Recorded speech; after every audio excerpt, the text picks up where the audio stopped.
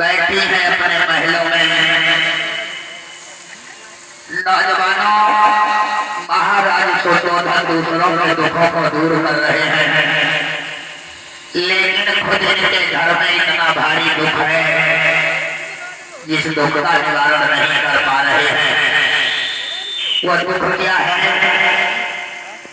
इन महाराज सुशोधन के विवाह के काफी दिन हो गए और अभी तक कोई संतान पैदा नहीं हुई।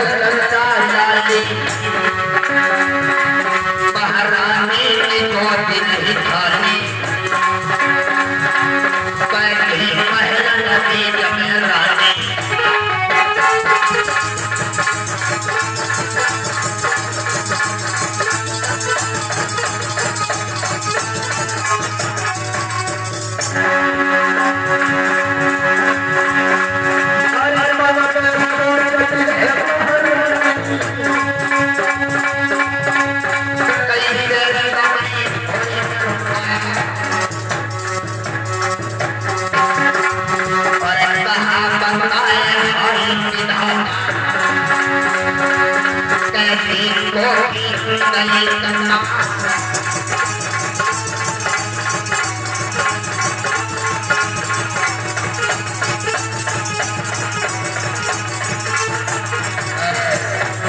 नौजवानों, महारानी महामाया विवाह में ना जाने कितने दिन हो गए, अभी तक कोई संतान पैदा नहीं हुई।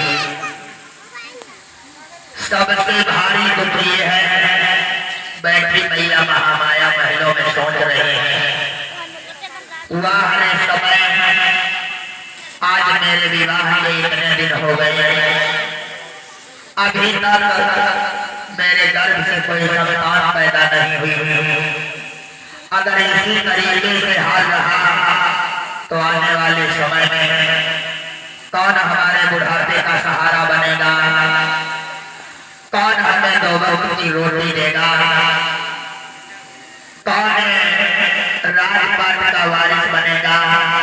हाथी घोड़ा रुपया पैसा धन दौलत लटारी माल खजाना सब कुछ तो है, आखिर बस संतान ही मेरे आंगन में नहीं है।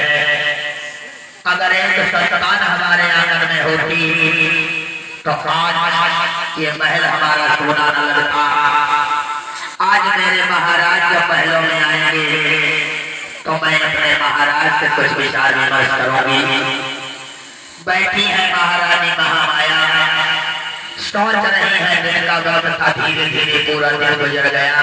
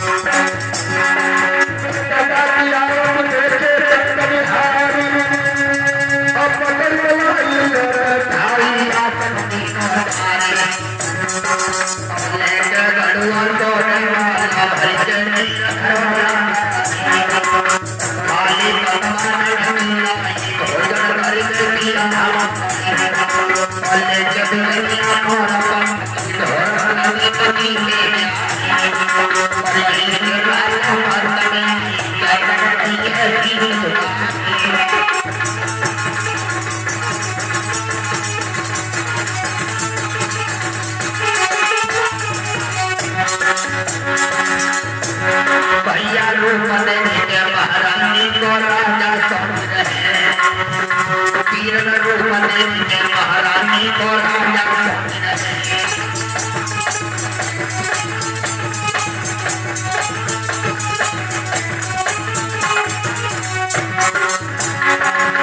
राजा समझ रहे, राजा समझ रहे, भैया रूप देने महारानी को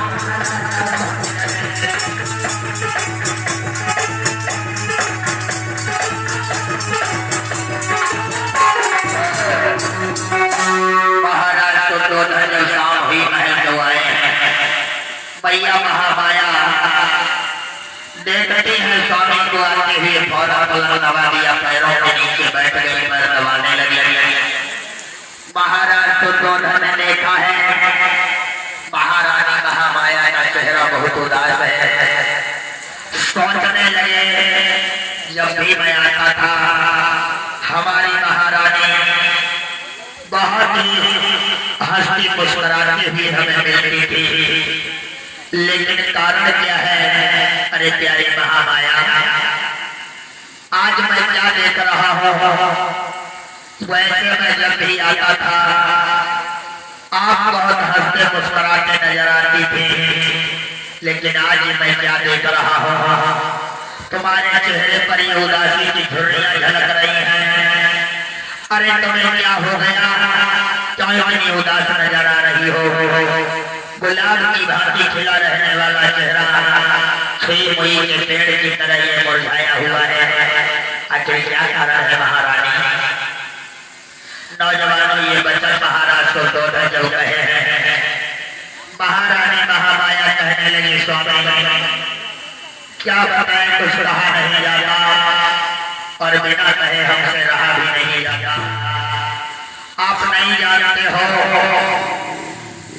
कि आप तो राज दरबार को चले जाते हो, प्रजा में पड़ के सारे महल की चिंता को भूल जाते हो। भला मुझे इस महल में रहना पड़ता है, मैं अकेली रहती हूँ। इस महल में महलों की दीवारें हमें नोचने के लिए दौड़ती हैं, काटने के लिए दौड़ती हैं।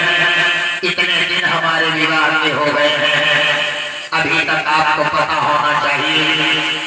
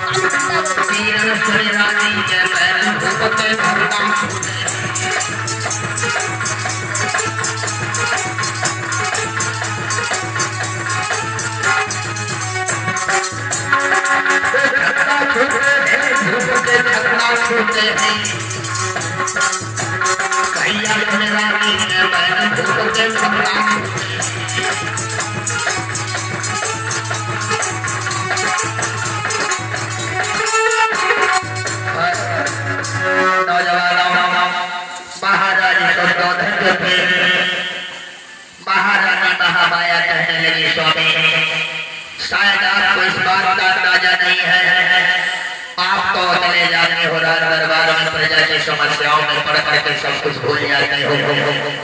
लेकिन ये बात आप नहीं जानते हो, हमारे विवाह के इतने दिन हुए हैं, अभी तक हमारे गर्भ से किसी संतान ने जन्म नहीं लिया।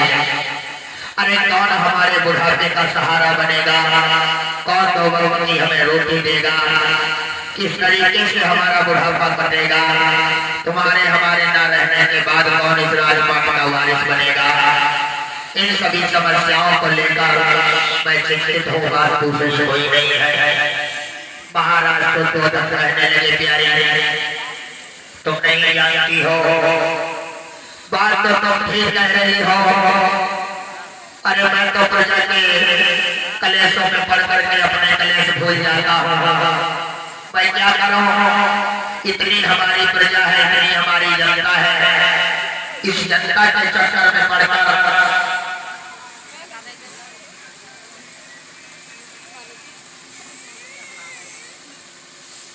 मेरी जनता इतनी है, अभी मैं अपने शासन को चलाता चला आ रहा हूँ, किसी भी प्रकार की कोई समस्या, कोई दिक्कत, कोई प्रावधान, कोई व्यवस्था नहीं है। आप कह रही हो दुख की बात कि हमारे आंगन में कोई समाधान नहीं है, तो प्यारी शायद तुम इस बात को नहीं जानती हो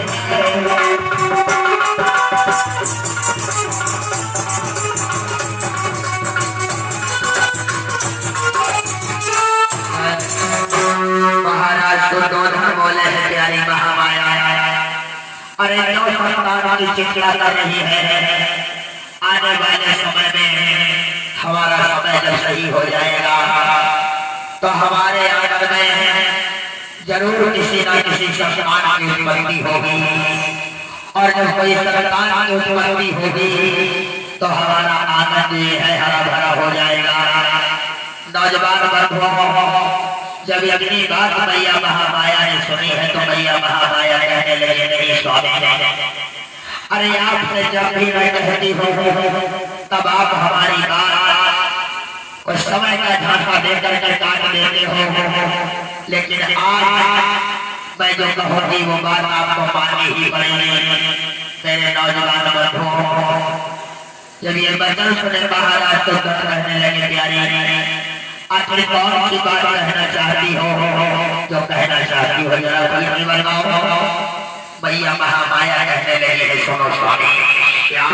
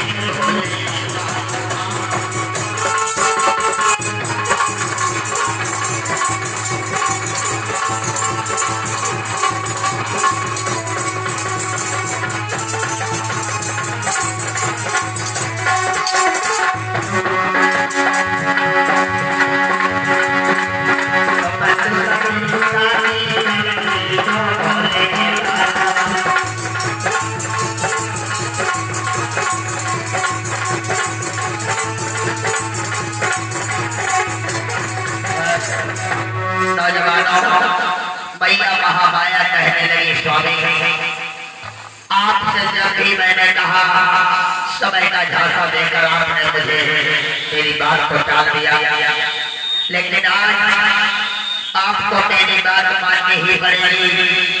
आप दूसरा विवाह कर लो, जब दूसरा विवाह करोगे दूसरी रानी महल में आएगी, उसके गर्भ से कोई ना कोई संतान अवश्य पैदा होगी। और जब कोई संतान पैदा होगी तो वो हमारी वंश भेदी को आगे बढ़ाएगी। इसीलिए स्वामी आपको ये मेरी बात माननी ही पड़ेगी।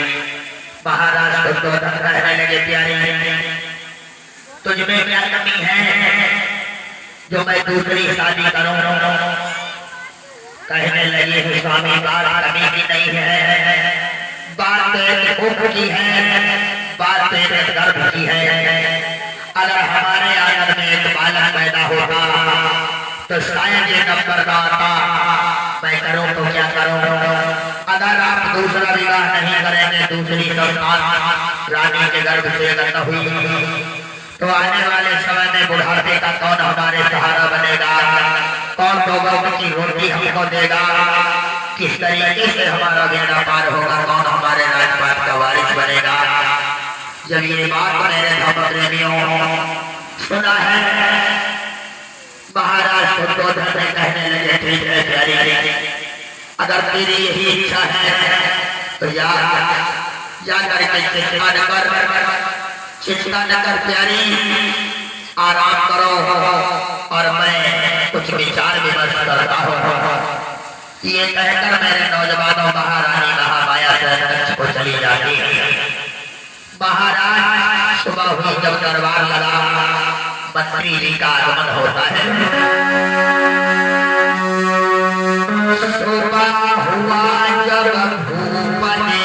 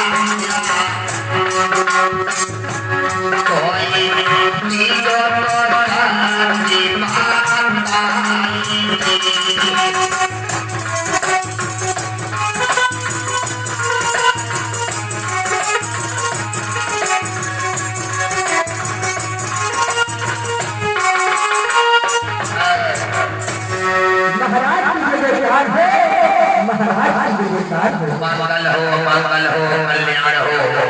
अरे महाराज क्या बात है, मैं जब भी आता था राज दरबार में आपके चेहरे पे मुस्कुराहट नजर आती थी, लेकिन आज ऐसी कौन सी बात हुई जो आपके चेहरे पर उदासी से झुर्रियां छड़ी हुई? महाराज हाँ बात उदासी की अगर कर रहे हो हाँ महाराज, तो शायद तुम्हें इस बात का अंदाजा नहीं है, मैं आज ऐसी समस्या में डूब गया हूँ।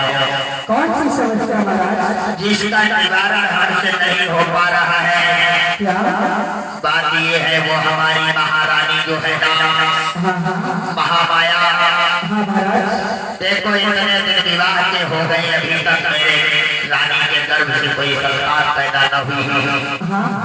इन्हीं बातों को लेकर मेरी महारानी बहुत चिंतित रहती है।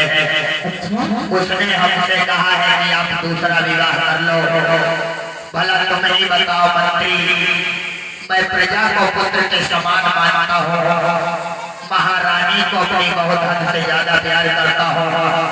अगर मैंने दूसरा विवाह कर लिया तो ये बताओ मेरी रानी जो है उसका प्यार बच जाएगा, मेरा प्यार बच जाएगा। मैं ऐसा नहीं हरगिज करना चाहता कि मैं दूसरी रानी लेकर आऊं। मेरा प्यार बच जाएगा, मेरी महारानी को दिक्कत होगी, ये मुझसे बर्दाश्त नहीं होगा। मेरी तो समझ में कुछ नहीं आ रहा है, मैं क्या करूं। और दोस्तों जानते हो नारियों की हद बड़ी खराब होती है कि नारियां अगर जिद कर दें कि ये होना है तो वो करेंगी, नहीं तो मामला बिगड़ जाता है मंत्री। महाराज हाँ आपकी बात तो सही है, और अगर मैया ने कहा है शादी के लिए तो शादी तो आपको करनी ही पड़ेगी। वही तो सोच रहा हूँ, और शादी करो तो कैसे करो। और महाराज एक बात ये भी है, आज मैया देश में आकर अपना होश खो रहे हैं, दूसरी शादी के लिए बोल रहे हैं, लेकिन महाराज इन औरतों में हर चीज बर्दाश्त हो जाती है, पर एक चीज बर्दाश्त नहीं होती है।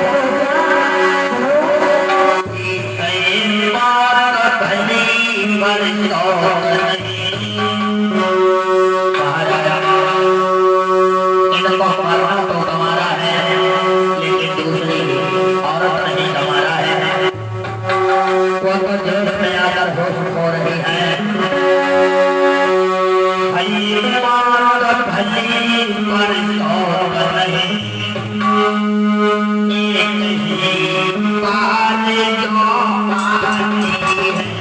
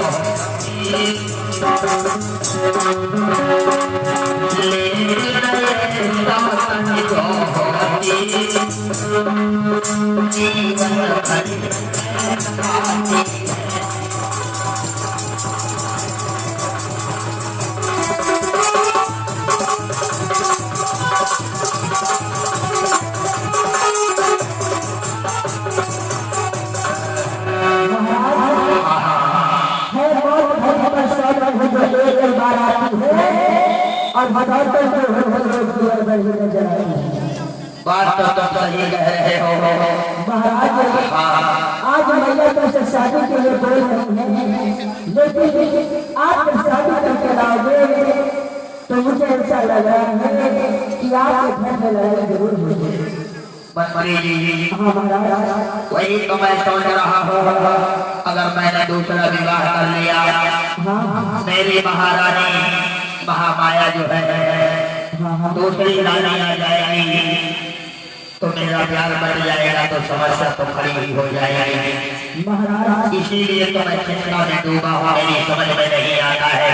और मंत्री देखो मंत्री इसीलिए होता है, मंत्री राजा का दाहिना हाथ होता है, मंत्री का न्याय देना काम होता है। तुम्हें कोई राजा बताओ कि मैं क्या करूँ, कैसे समस्या से छुटकारा पाऊँ मंत्री जी। महाराज हाँ मेरे दिमाग में एक विचार आया है। देखो अगर भैया ने कहा शादी के तो शादी को तुम्हें करनी ही पड़ेगी, और महाराज क्यों ना आप ऐसा करें, जो आपके सारी साहिबा है, क्या नाम है उसका, जो तुम्हारी सारी साहिबा है, मंत्री जी हाँ तुम प्रजावती की बात कर रहे हो। हाँ महाराज, जो प्रजावती आपकी छोटी साली है, आप उन्हीं के साथ नहीं शादी करिए। बहुत सही कहा मंत्री जी। महाराज आपकी साली है और मैया की छोटी बहन है, अगर आप उनसे शादी करोगे जब वो घर जाएंगे तो दोनों सगे बहन होंगे। बिल्कुल सही कहा मंत्री जी। जब दोनों सगे बहन होगी तो आपस में लड़ाई झगड़ा कोई चांस ही नहीं है महाराज। सारी समस्याओं की जड़ ही समाप्त हो जाएगी जब दोनों बहनें होंगी सभी, तो ऐसा कोई मामला ही सामने नहीं आएगा। तो बिल्कुल सही कह रहे हो मंत्री। चलो चल करके शादियां की तैयारियां करो, हमारी जो महारानी महामाया की छोटी बहन महाबली को प्रजावती है, वो हमारी साली, उन्हीं के साथ मैं दूसरा विवाह करूंगा। और महाराज अर्जुन को खबर कर दो हमारे ससुर साहब को कि मैं बारात लेकर आ रहा हूँ।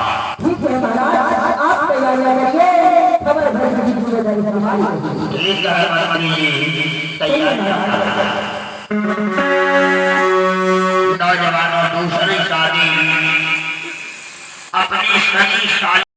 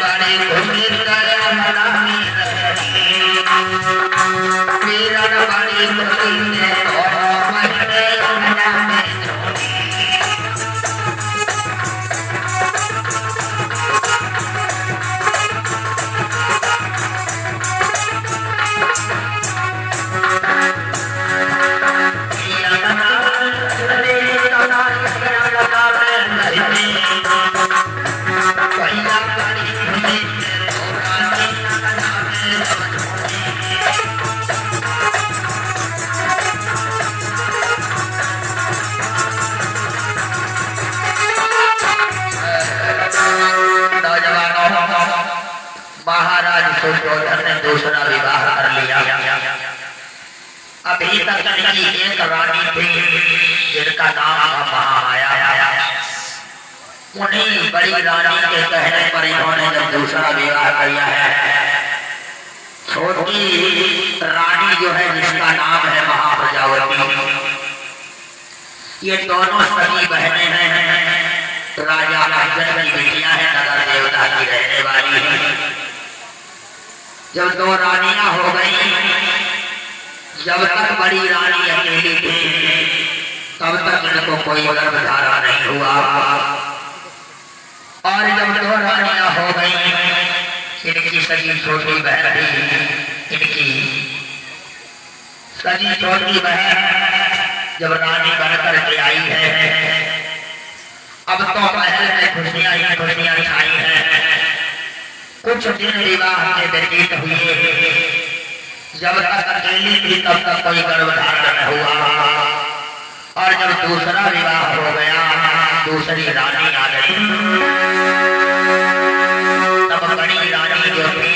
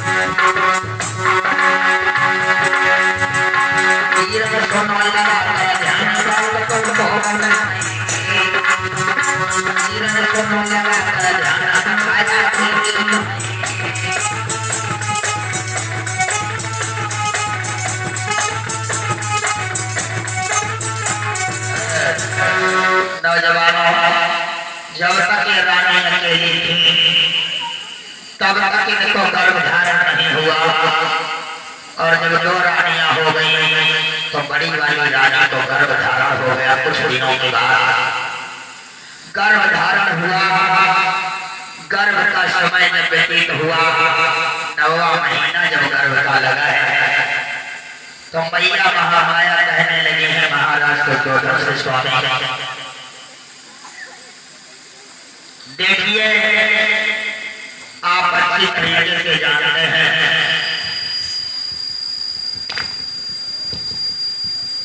हाँ जी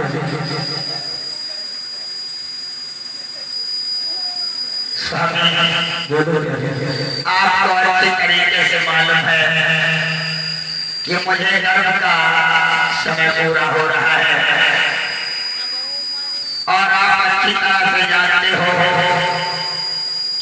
कि मेरे कुल पुरोहितों ने नियम चलता चला आया है। क्या जानते हो क्या है? वो नियम ये है कि मैं गर्भवती हूँ, और कोई भी महिला यानी लड़की विवाहिता होने के बाद जब गर्भवती होती है तो अपने पहले बच्चे का जन्म अपने मायके में देती है। ऐसा कुछ नियम हमारे कुल पुरोहितों ने चलता चलाया है। आप ऐसा करिए स्वामी, आप हमें आज्ञा करवा दीजिए, और आज्ञा करवा करके हमें हमारे मायके नगर देवता भेज दीजिए। बच्चे का जन्म हो जाने के शीघ्र कुछ दिनों के बाद मैं लौट करके अपने नगर कपिलवस्तु में आ जाऊंगी, यदि आपकी आज्ञा हो तो स्वामी। ठीक है प्यारी, अगर आप अपने पहले बच्चे का जन्म अपने मायके में देना चाहती हो तो ये संतोष करो, मैं भी मंत्री को बुला करके एक सुंदर सी पालकी भिजवाता हूँ, उसमें बैठ कर जाना। अरे मंत्री जल्दी से सहारा को बुला के लाओ।